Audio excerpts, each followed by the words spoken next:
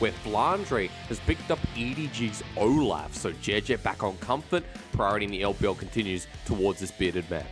So for context, in Game 1, FPX banned Olaf on red side. Game 2, they first picked it, so EDG clearly responding and taking this away as a result of that Game 2 performance. He is going to be, again, that other S-tier jungler along with the Pantheon.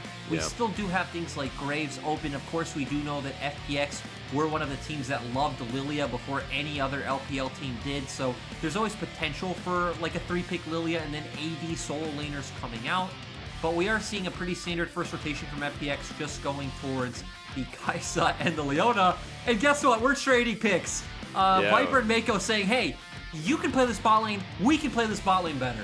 I was going to say, this has been the series so far. It's Kai'Sa versus Aphelios. If we're doing that trade, we don't mind either way. LWX has been pretty big in both games on the Aphelios. And only last game was it able to help carry them across the line. Meiko on Thresh, though. Lyric, let's be honest, Meiko and Crisp at similar times in the LPL have been the best Threshers.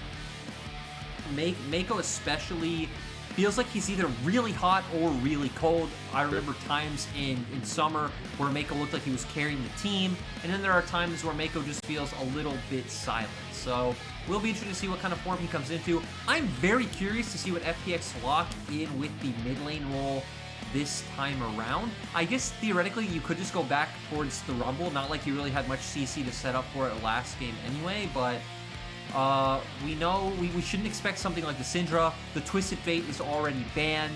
That really only leaves, off the top of my head, Rumble that feels like fits in this composition. Orianna is still there as well. You do have a bit of a ball delivery system with both your Kai'Sa and your Leona. It is also a very safe blind pick champion, so we could keep our eyes out for that one. Do you put anything like Galio? Does that fit the bill as well? I would say Galio could be an alright pick, but the fact that they have Olaf with Ragnarok, that Aphelios should just be able to outrange Galio like outright. Okay. I don't know if it's something I love with what FPX has put together so far. Plus Flay, right, with the Shield of Duran is a good denying factor from letting him in. At least Doinb going back to his flavor. And no one else is playing Rumble, so it's really nice to see that he's still confident to pull this one out. And I mean, heck, they still even have a similar combo to what they did last time around. It's not the accelerated sock flash, but hey, you drop Equalizer, you throw out collateral damage, maybe you have enough damage at some point in the game to burst out a target like Viper or Scout. Yep, could be the case. Scout. Is it going to be the Orianna, though, in response? I mean, this feels like one of the older matchups. Rumble versus Orianna. Simple stuff. Scout going to pull it out again, and we had a lot of wombo. A lot of that 5v5 lurk. You hit the nail on the head. This looks like a team fighting team with a big focus on AD carry and mid, and they've kind of done that again. And now, some of the most important top lane blinds have been banned. Gnar and Renekton both gone. We have seen Flandre pull out the Gragas already. It's going to just go back towards that pick. Again, very strong team fighting pick. You nailed it with the term Wombo combo, and we nailed it with just saying, hey, this is going to be a team that's all centered around the 5v5 team fight. EDG are clearly indexing into that area, and they're happy to continue to do so. I want you to walk me through FPX, though, because we've got an Aatrox in the top lane for Nuguri running against this Gragas, and this feels like an FPX comp that we would have seen at Worlds. So it is very FPX. It's a comp that definitely wants to get up close and personal with EDG's champions. Kai'Sa wanting to jump in, Leona and Aatrox as well. Rumble's going to be a bit of an interesting one. I still expect him to go towards the Night Harvester. That does feel a lot more common in pro play, but I do even think the Rift Maker would work here since FPX's comp needs to go in. EDG on the other side, they still want that team fight, but they have more disengage tools. They have the way to keep the range advantage. You talked about the Flay, you talked about the box. We have the Gragas ultimate, which can be used defensively, and you're just building space for Scout and Viper to deal the damage they need to win out the fight. Chat, you got your book, write that down. Building space with the help of Explosive Cask and Gragas. Important stuff to note. The carries in Viper and Scout have been pretty explosive over the past 2 games, and as Doinb is cat jamming right in front of us, we know that Game 3 wins it all. We know that Match of the Week in LPL is the best drug. And this is the highest part as we run into Summoner's Rift. For game number 3, where FPX and EDG, our top teams at least pitted towards that, are going to put it all on the line. Let's see how these fights bear out. Let's see how junglers get off the starting line that we've seen in Game 1 and Game 2 be quite influential. And let's watch a full game of League of Legends between two greats of the LPL as I wait for the junglers.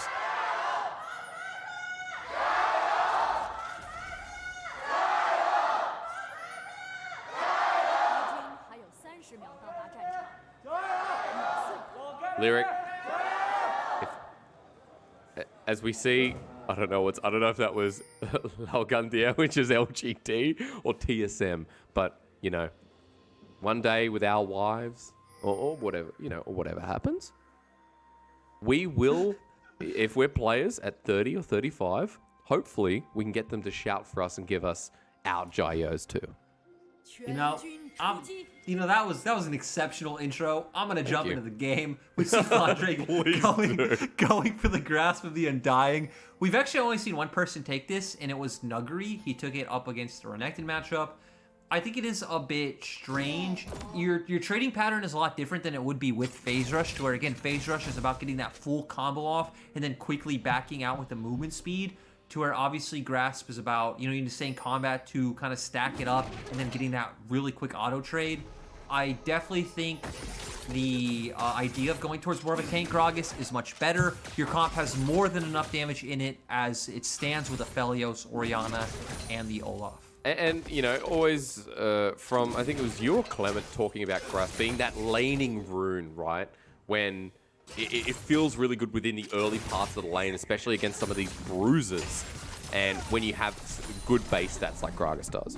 Especially when you're just in a matchup where you're melee versus melee, right? You're going to be constantly autoing each other. Something like Conquer is a rune that needs to be stacked up, so it's a lot more about taking elongated trades to where Grasp, again, you can like hit minions, prepare the Grasp proc, hit Aatrox, and just kind of back off. So, good for that. Okay, Xenoblade used. Good play. This is the connection, though. Chris forced to flash after Meiko. Maybe not forced, but wanted to. That's both flashes gone from the supports. We need to remember, though, that Chris does have Hex Flash, so he will be able to continue to look for a lot of these aggressive all-ins. So if Meiko does get pounced on this time around, it won't be as forgiving.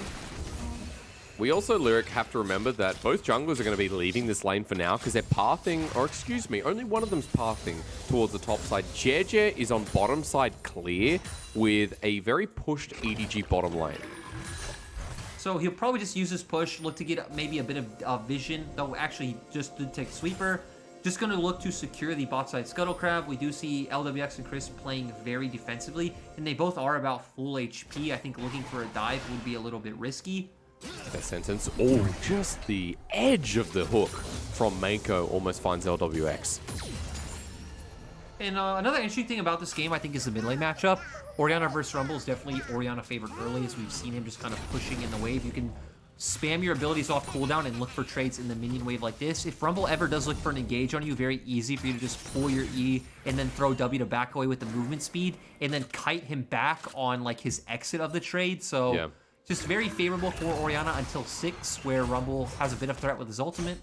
But also, you know, the power of 6, I want to talk on FPX's side, as Nuguri with some good trades onto Flandre. The trades for Rumble, when we're talking about these first objectives, you know, definitely going to have more power, more prowess with the equalizer and the damage it provides. The thing about FPX is they just have a ton of upfront damage, right?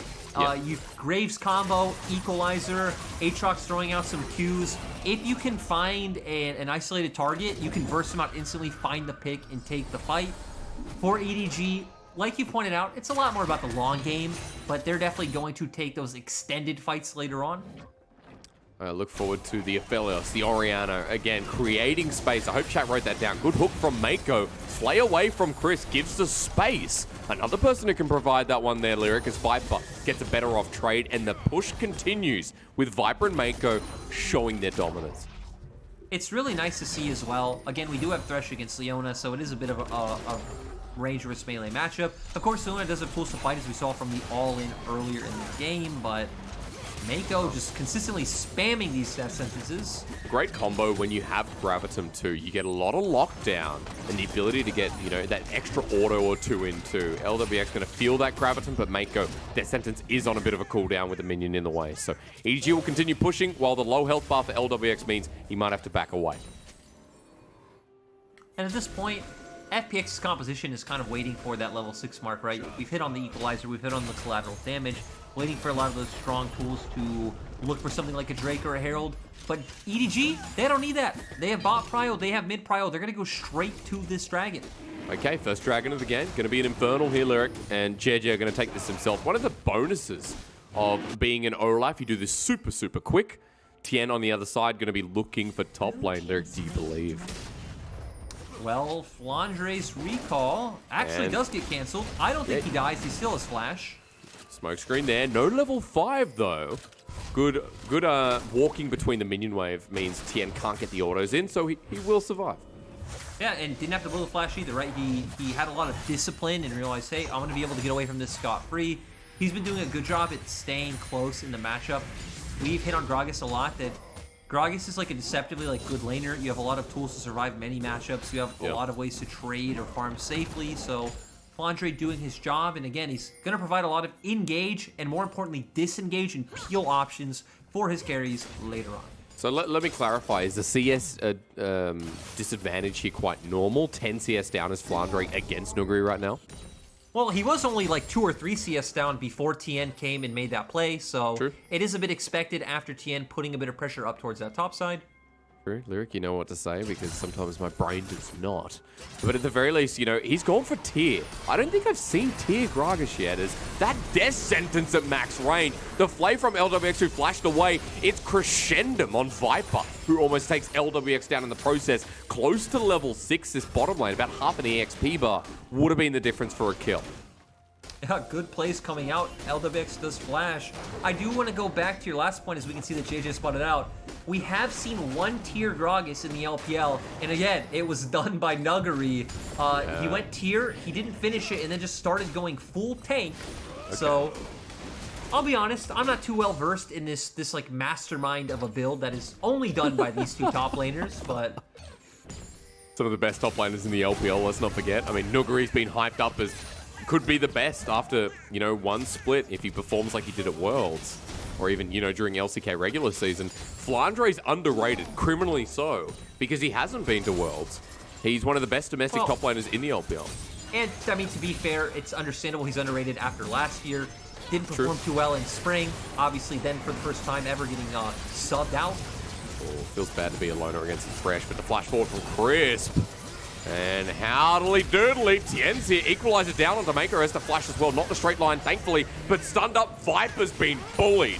And Doinb, after getting reset, after overheating, Meiko's going to pull him in, but he can take up 1 or 2 and survive. And FPX hitting bot, we all remember how well they do that, as the explosive cast in the top lane means no trade, or at least no further gain by FPX. This is the play that FPX have been waiting for the whole time. We knew they were waiting for those ultimates to look for those roams. They've always been a team that's put a bit more emphasis on the bottom half of the map. Nice of them to pick up a kill, but EDG at least going to make a trade on the top side. Nuguri not really able to go and stop him, knowing, hey, Scout's still in the mid lane, my mid laner has already recalled, and it will be a bit of a trade on the map. Still, EDG theoretically should be able to get some gold back for the kill that they lost with this Rift Herald. And not only that, the CS differential from Scout. He's 20 CS up because during that time where Doinb roamed, Scout got the push out and he got turret plating through the mid lane as well. Holds onto his shockwave for the threat of another play as Nuguri just autos the scuttle. And that's some, I don't know, I was going to say an outplay, but it was just an auto. Hey, you can outplay with autos. Nuguri doing his job. And Doinb and Crisp heading back to that bot lane. Viper and Meiko are a bit overextended. He doesn't have the equalizer, but he has a flash. Viper's like, not again. Good dark passage, but the solar flare onto 2 of them. LWX gonna get second skin, not once, but twice. Double kill, and this is 2019. FPX as Nuguri TP's it. Yep, Nuguri trying to be there for the team, giving moral support, but Crisp still being so clean. Scout just playing a PvE game in the mid lane. Might finally have to interact. Hey, maybe this TP becomes worth it. Scout's going to get turret plating. He flashes away. The phase rush you mentioned for the movement speed's great. Shockwave used onto 2, but Equalizer back in lane. Scout has nowhere to go. FPX burning like the Phoenix. And that was beautiful. That is a bit of disrespect coming out from Scout, honestly. EDG even knew that Nuguri was there. They spammed question mark pings where he TP'd. Scout still stayed overextended in lane. They probably didn't expect Tian to be on the top side when they're sending all of their resources bot. We will get a replay of this once again. Nice. Clean Lantern, but like you said, amazing solar flare from Crisp. LWX able to follow up. They pick up 2 kills. And yeah, I feel like that big problem from Scout, didn't expect Tian to be on the top side of the map. I don't think it would have mattered with the fact that Doinb got his equalizer back up. So massive win on the map for FPX. They are leading by 2K.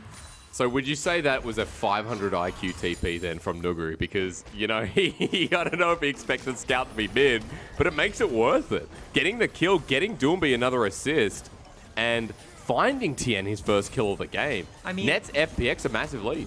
We can call it 500 IQ if we're going under the premise that Nuguri can mind control Scout.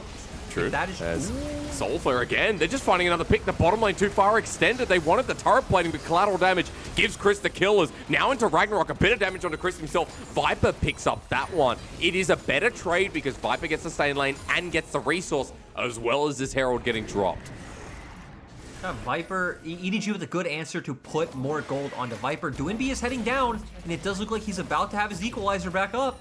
And he's been using it so well. Every equalizer has been impactful as the killer instinct. Another one. Does Doinb miss? Dude, I don't care about the meta. I don't care what you should be picking. Just pick Rumble, pick Kled, keep bringing these champions out because FPX, you do it so well. Again, consistently roaming whenever he has the ability to. Sure, he's losing CS and giving up some plates, but he's finding more advantages for his team. I'm definitely getting flashbacks here. This is the 4th time FPX have hit bot within the 12 minutes of this game. They'll get Dragon this time because of it. And yeah, it's only 1,000 gold lead, but you've got a lot of kills now onto LWX. Doinb with resources, Tian too. And with turret plates going down, those mythics are going to be coming across pretty soon. And now we're going to see if FPX do start transitioning to playing more with their top side as Tian's going to clear what looks like his top camps down. Of course, Gragas not the easiest champion to kill. We do expect to see Gragas go towards that that Sunfire Aegis, I think is how the build goes. And again, you Scout. Yeah, let's find out dissonance. Sorry, Lyric. Go on. It was almost a solo kill. He has to burn heal in the end. True. Close. Where were you, sir?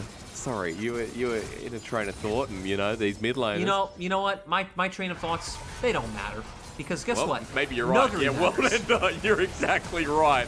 Into the choke. Nuguri now 1 versus 3. Flashes on him, but he's exhausted. AD nullified as the Soul Flare. Good again. But maybe Nuguri was too hypey, too fast.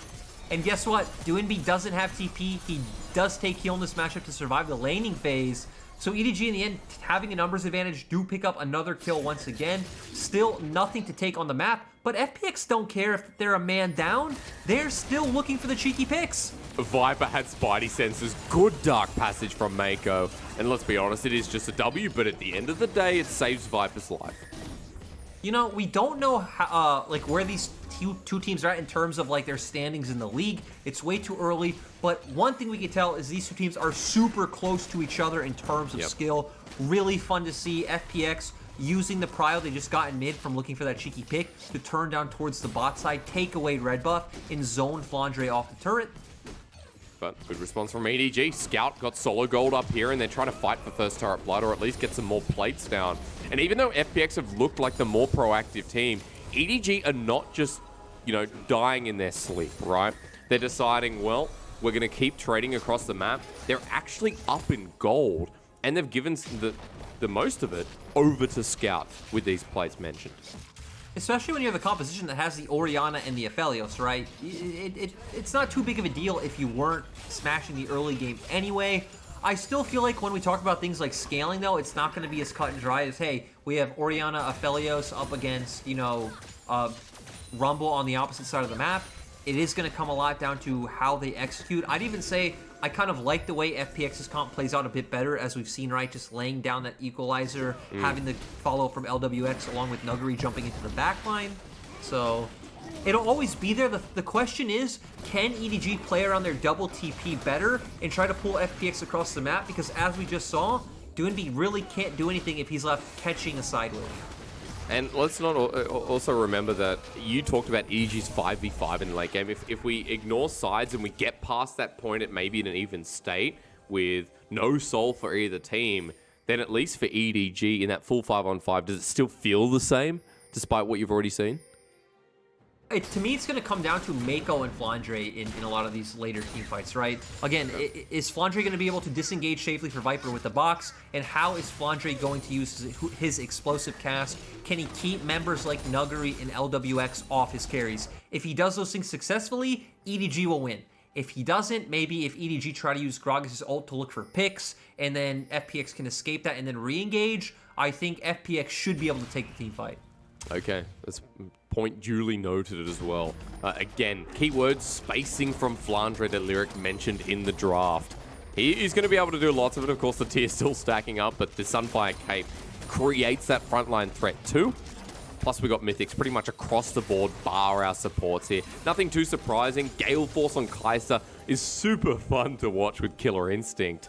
Also strong with the Serrated Dirk alongside it. Yeah, and the thing is, we see two Gale Forces, we see a Night Harvester. FPX's comp is just trying to burst you out instantly. They want to get on top of these backline carries. They want to put out their one combo, and then hope that you are instantly dead. So it's going to be very fast, very decisive. It's going to be a bit of a drive-by. A drive-by that we've already seen bottom many times. Viper and Meiko, they've written to the forum. They've said this person is bullying me, and there's an approval on the way. But Jiejie is the moderator, and the problem is, mods aren't always the best. So Jiejie now sitting with Rift Herald, trying to address this issue, as FPX group up once again, and Scout moving in as well. This could be a bit of an ARAM, depending on which way we pivot. Nuguri does have push in the bot lane, so he could potentially move first, but it does look like the wave's just going to be cleared from both sides, and both top laners are going to make their way over. Okay, Herald's going to get the turret as well. Let's not forget, EDG moving in, and Viper's like, please give me the gold, sir. Thank you very much. It's actually spread across, and FPX is just giving the Dragon in response. The mountain that they do not want for this Gragas, that EDG now are going to accept it's given over and move up towards the top side. Overall, I think that was a win for the side of FPX. You lost one turret that was already extremely low from all the work that Scout had done in the early game with Doinb leaving. So overall, bit of a win for the side of FPX. I do understand why EDG went for the trade they did, right? We've talked about how their comp's still not at the point where it is strongest. Nuguri was actually also in front of Flandre, so kind of zoning him off from being able to affect any potential team fight. The team fight that I'm still waiting for. Lyric gets 8 kills at 18 minutes.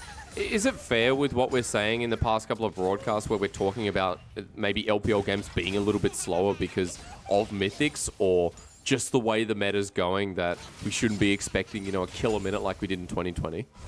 I think there's definitely like a few reasons, right? Whether it's Mythics, whether it's things like, again, still a very jungle-centric meta. We don't really have like early game ganking junglers.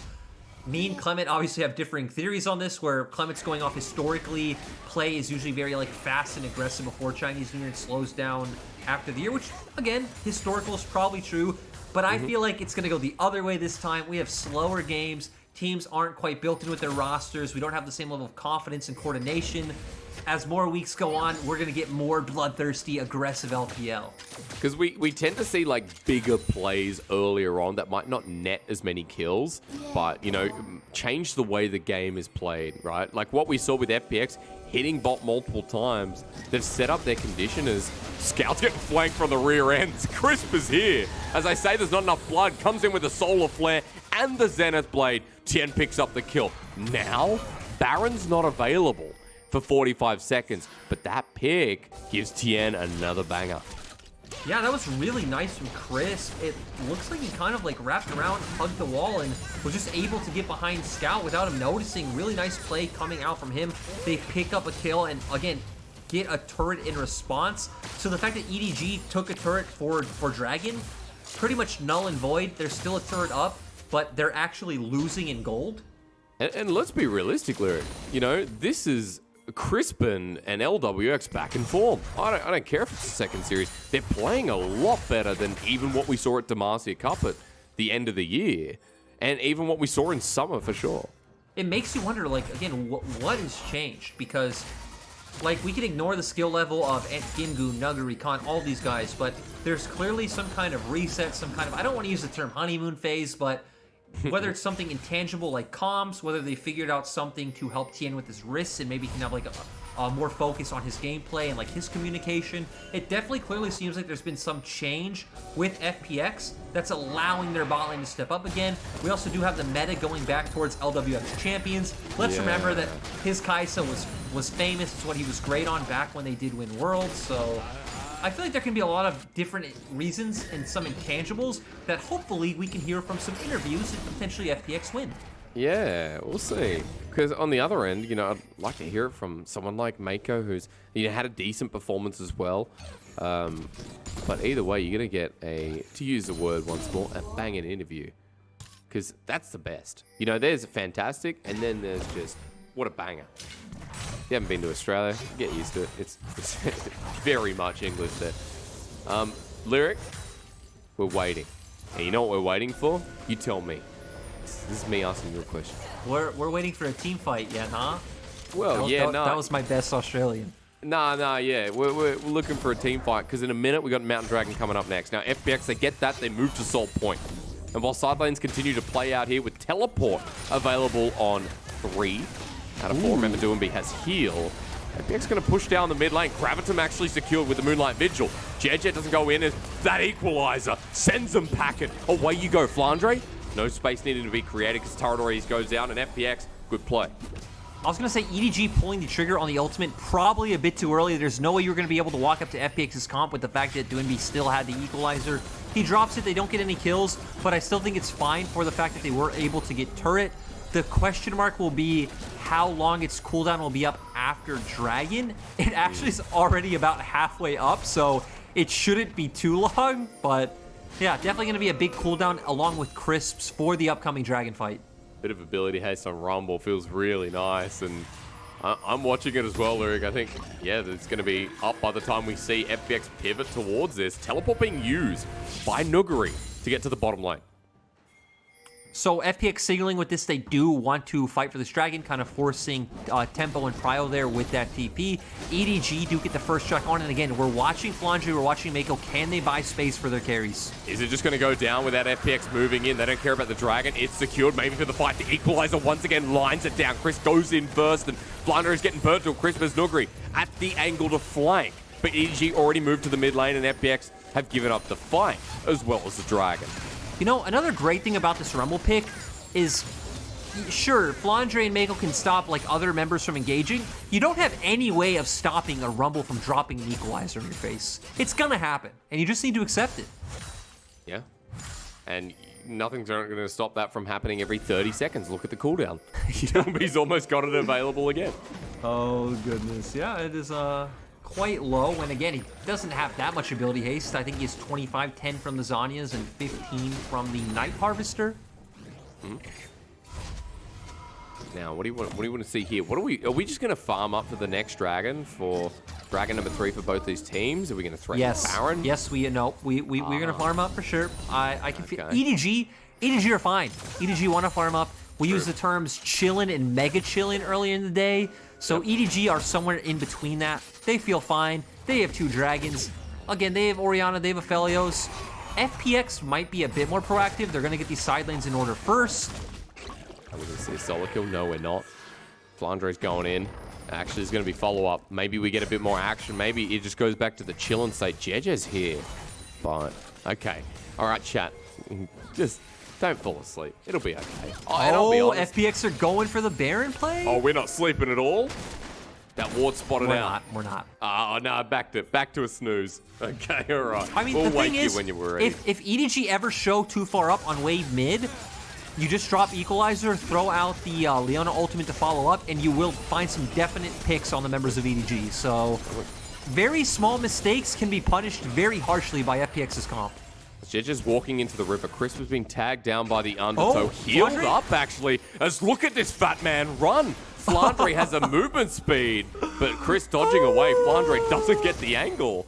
And teleport used for that That one. was so funny. He runs straight at the wall, and then he suddenly looks confused and just gives up instantly. Like, that's it. That's the play. We'll leave it there. Oh, FPX God. Gravitum used onto LWX. And EDG just going to keep A-ramming for the time being. You know, I feel like a lot of the interest in, you know, just coolness, if that is a word, in plays, is when you see potential plays fail. That's where I get a lot of my joy as a League of Legends fan. Yeah. Again, the setup was awesome. Jiejie's running in, Flandre's flanking, and then it all falls apart. Oh, Nuguri. Okay, well done. Can he survive? It is Aatrox with a lot of healing, so yes. He only has to burn the World Ender, which to cooldown again. Another ultimate that doesn't really matter. A Scout over the wall. Scout. Is this the play? No. Equalizer, but the Dark Passage. Meiko was nearby. Collateral damage was used as well. That's 3 ultis down, and EDG know it. At the same time, though, I'm not quite sure what EDG can force. If they did want to force something, they would have to go on to Baron, which would obviously be a big gamble. I think his FPX, you could probably posture that one, take it a bit slow, and force EDG off. Thus far, I think it's pretty interesting that we have low kills, but it's like you pointed out earlier. We've had a lot of like teams trying to force things. We've seen a lot of potential action. Just again, good lanterns, good flashes, good heals, good ability to dodge the potential danger coming in. Doesn't mean that we've had a lack of trying. That's the response time for some of these key abilities. So, yeah, we're farming again. After all said and done, you know, only thing that was burned really a heal. Maybe not another heal in the bottom lane, mid lane, excuse me. Viper gets locked down. Soul Flare there from Chris. Death Sentence flashed away. We're tickling each other in this mid lane. Oh no, that's not a tickle. That's a body slam. Nuguri has to flash away, but the equalizer there lines up, burns him down. Nuguri survives. Gore Drinker a bit OP until 5 people stand in front of him. He's down for 50 seconds, Lyric. Now something can happen. Yep, we are going to see EDG go for Baron. We already have Scout who has TP basing. He's going to come in, and they don't really actually have any engage tools. A lot of ultimates are down, but still they're confident they have the damage to pull off this play. They are 5 versus 4 for the foreseeable future. Baron going down super quick. Crescendum is making sure that with Severum at the ready. Perfect guns here for Viper. He's going to change it to a Vernum, I believe. No, sorry, Calibrum goes down and the steal doesn't come through. He tried. Tian wanted it, but the smite secures and EDG have 2 dead. This game is being won and lost by very slight edges. One pick onto Nuguri, turning into a 50-50 Baron play. Jiejie barely, I'm not going to say barely, Jiejie wins out on the smite, but Tian was a higher level, potentially could have gotten that steal. They get the smite, they get the pick, it turns into Baron, turns into mid tower, and turns into the 3rd dragon. With the Baron and with this dragon, they're going to threaten Salt Point. They've got a gold lead that's about 3,000. And now, as you talked about, this paces them towards that late game. This keeps them comfortable. And FPX are going to have to try and force this play, Lyric. They're going to have to try and find those grouped up engages. It's going to get harder and harder with the more resistances that are coming from this neutral objective. Look, this is where all of our EDG fans out there, because there's so many of you who stick through EDG through all the tough times. You put your hands in the air, you start praising that this game is won, and then let's be honest, knowing EDG, you fans will probably have jinxed it, and FPX will find a way back into the game. It's not safe until that Nexus is destroyed, absolutely. The EDG fans, there are many of them. But, you know, from season to season, they lose about 10,000. I know you, EDG fans. I know you. They're the oldest in the league. I mean, FPX, you got to remember, even though they're a world champion, they're one of the newest organizations back in 2017 summer when they first came into existence. They're definitely one of the most popular. When you have a personality like Doinb on your team, hard not to be loved, especially in the West. You know, what did we say before? Oh, no, that wasn't on stream. I was going to say, someone asked me in chat who I want to cuddle with, you know, out of the LPL. And I thought, there's such a friendly guy. Like, Doinb's the man, you know. Oh, God, thank God he doesn't hear this, though. You know, I bet there's going to be some fan that's going to put it on Weibo or something, and now Doinb will be creeped out by you. But hey, let's get back to the game. EDG at Baron. EDG have been playing out through a 3-lane scenario. We see them do this really cool rotation where they push in mid and top, and they're moving one man down each lane. So it does give them pressure in both bot and mid. Well, bottom goes first. Flandre going up mid as well, and this is kind of the pain. You can't kill Flandre if you're Nuguri.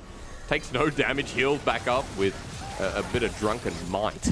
As Flandre level 16 with the explosive cast, Doinb heading back as well. He knows how much trouble he's in with the explosive cast, because that was pretty nice. Bit of damage on the side, Flandre once again, and damage goes down on Tian while the equalizer finds its mark. Blocked by a bit of a window on the left to see ultimates, but I can tell you one thing, Scout had to flash, and he flashed forward. Yeah, he did. Scout, always a player we know who's willing to go aggressive at any moment. And this game is just feeling tougher and tougher for FPX. They're falling behind more gold. EDG's composition getting to a point where their hyper carries are extremely strong. And FPX's composition, pretty telegraphed in the way it wants to play. We've said how it needs to just kind of like run forward. You drop the equalizer, Aatrox, Leona, and Kai'Sa all follow up, and it's about bursting down Viper and Scout. Look at the timer though for Doinb. This is their defense. Equalizer's almost back up and available. There's a bit of burst damage down, but Viper's taken none. LWX tags as they run away. FPX, are they going to pull the trigger on the retreat? The answer is no, and EDG manage only to break one inhibitor with a turret when their Baron buff is up. I do want to say, Viper doing an amazing job at managing his guns. I feel like he always has to crescendo them and sever them up. Nuguri, is he going to get caught out once again? Again, the answer's no. Jiejie walked forward. You have your two healing Gore Drinker users just kind of trading health. It doesn't really mean anything. They're both going to walk away, go hit some jungle camp, and be full HP again. Yeah, they live. They live. In short, what you're saying is they definitely live. So, Nuguri going to catch this bottom wave. Note, guys, top left and right of your screen are important timers. The Mountain Soul is spawning at the same time, pretty much, as Baron. So, sir, we got a decision to make, and I think Mountain's definitely going to be something FPX don't want to give over. I mean, for EDG, if FPX did opt into a trade to Baron, you have wave clear in your composition. So you don't really care if FPX have Baron. You'll clear out the waves, you'll force the team fight with your Mountain Soul, and you'll probably come out on top. Another thing is when we set up that FPX's comp is a bit more burst-oriented, the fact that you're giving over more resistances in a giant shield to the side of EDG definitely doesn't feel or bode well for you, like, in the game. How do you ever get past Flandre? Jiejie as well becomes that bruiser into late game tank. This is a point where Viper clearing out the mid wave knows that they can set up for the dragon. They have vision control in the river, but FPX are there first. LWX walking into Flandre, he backs away. FPX actually have the bottom side under control. Looking at player camps, Flandre is still being so vocal. We know Flandre is a shot caller. One of the things we've said that EDG have needed for a very long time. Seems like he's stepping up and taking a very vocal role in this team. True, that's a very good point. You know, a lot of people think it's Meiko or Scout, but only in certain conditions. We can talk about that post-game, because this could be the fight that makes or break the series. EDG have a massive gold lead, but Nuguri here into the middle of the pit. Ward's placed down to bait him out, and Viper a crucial target, but also note that Scout has Shockwave, as could be as big as the Equalizer. And yeah, we still see that Viper does have the Gravitum though, so can potentially root people down and find that big chain CC along with Flandre. Explosive cast, use Lyric in the back end of that trade. They're going to start hitting down Dragon pretty fast. Nuguri wants to go in. Tian flashes over the wall a little bit early. It's secured by Aphelios. There's the Mountain Soul for EDG. Now they go into the fight. Tian gets tagged by the Gravitum on the back end. Flandre bops him and kills him, while Nuguri is trying to 1v3. But I think this fight is going dire straits. EDG have everyone alive, and the Mountain Soul refreshes their shield. LWX is low, trying to buy some time. And EDG may have just done it as Doinb now getting chased. Jiejie is going to hug him before I can. And EDG have collapsed on top of Fun Plus Phoenix with a beautiful secure. It's only Nuguri who can try and kill Scout. Dunks him down, saved by Meiko. That's a brother of a support if I've ever seen one. He too will die with the full-blown ace. EDG had to spend a lot of time killing the members of FPX, but they should be taking the game in the end. Great performance all around, and again, they're building themselves up to be the premier team fighting team in the LPL. Meiko just having a great game here. I can hear Greensleeves playing outside our window lyric. That's because it's beautiful all the way for EDG in what was a hyped up matchup. Definitely delivered. They'll hit the Nexus now, bare as all. And EDG in the LPL strike true at the Burning Phoenix.